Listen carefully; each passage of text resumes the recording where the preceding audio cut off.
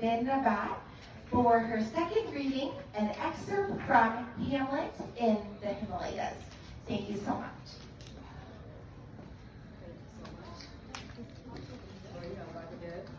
This is for my book, Hamlet in the Himalayas, and I said I owe this book to the group, Write a Circle.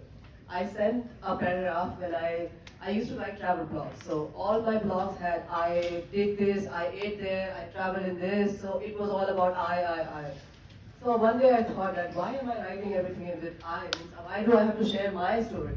I could create a character. So when I was writing with my circle, I had an idea and I shared the first draft, first paragraph or two paragraphs with Diane. And she said, okay, you should do it, why not? So it started in COVID and then I started writing. It took a lot of revisions, a lot of drafts, and finally I could publish it in 2023, in the fall of 2023. So here it goes. As the first rays of spring sunlight caressed the Himalayan landscapes, Shekhar greeted the world, his heart pounding with a restless yearning to find his true purpose.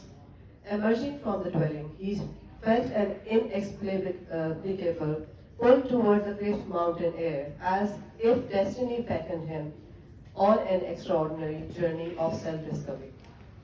Shekhar stood at the cliff's edge, his gaze sweeping across the undulated landscape that stretched before him. The hills, cloaked in vibrant shades of green, stood as sentinels of nature's grandeur, while the gentle streams meandering through the valley below added the harmonious whispers to the symphony of silence.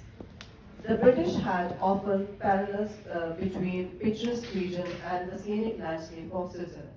While Shekhar did not speak English fluently, he could discern the admiration conveyed through the comparison.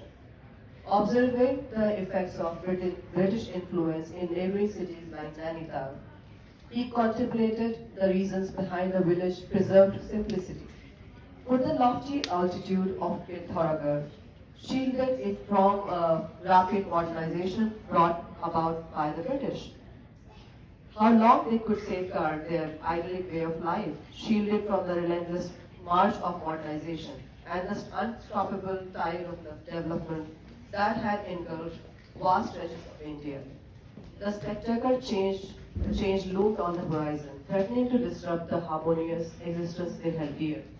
Shekhar's gaze lingered upon the untouched beauty of the mountain, as if silently pleading for their timeless sanctuary to endure amidst the unstoppable forces of progress.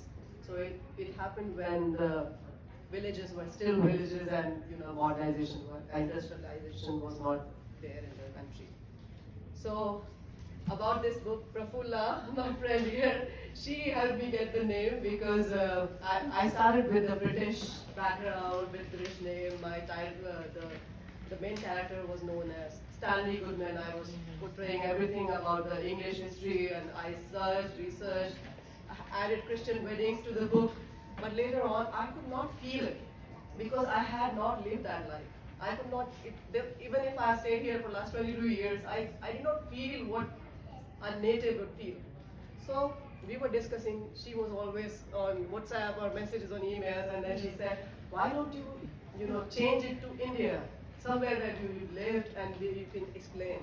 So I changed everything again and wrote this from my place where I was born, and I could feel it has a soul now that it wasn't before.